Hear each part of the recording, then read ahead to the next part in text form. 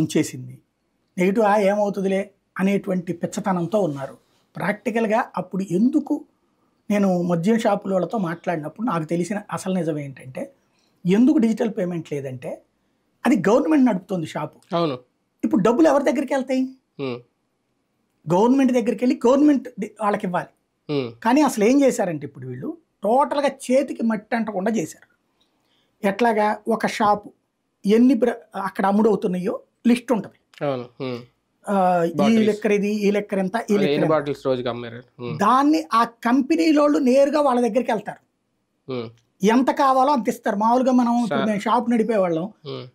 మా నాన్న షాప్ నడిపేటప్పుడు ఈ కోడిగుడ్లోళ్ళు, లేకపోతే రొట్టెలోళ్ళు, లేకపోతే ఉల్లిపాయలోళ్ళు ఈ పట్టుకొచ్చేసి ఇన్ని కిలోలని ఇచ్చిపోతారు. సాయంత్రం డబ్బులు పట్టుకుపోతారు. మద్యం దుకాణాలు అట్లా నడిపాడు అవుట్ సోర్సింగ్. దీని వలన automatic on the spot income కనపడేది. అంటే ఇక్కడ ఇంకేమీ లేదు. సరుకు సో బాటిల్ రేటు ఎంతకి ఇవ్వాలో ప్రభుత్వం డిసైడ్ చేసేసి, ఎంతకి అమ్మాలో ప్రభుత్వం డిసైడ్ చేసేసింది. ఆ సరుకు ఎవడైతే కంపెనీ వాడు తెచ్చాడో ఆ సరుకు ఇచ్చేసేసి డబ్బులు పట్టుకెళ్ళిపోతున్నాడు ఆడు ఎప్పటికప్పుడు.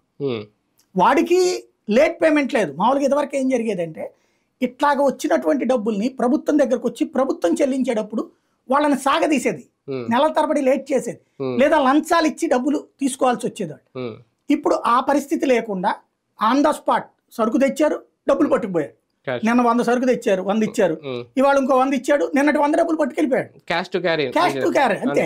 దీంతో ఏమైపోయింది, ఎంత లాభం అన్నది ఏ రోజుకి ఆ రోజు ఉంది, అదంతా తీసుకెళ్లి బ్యాంకులో డిపాజిట్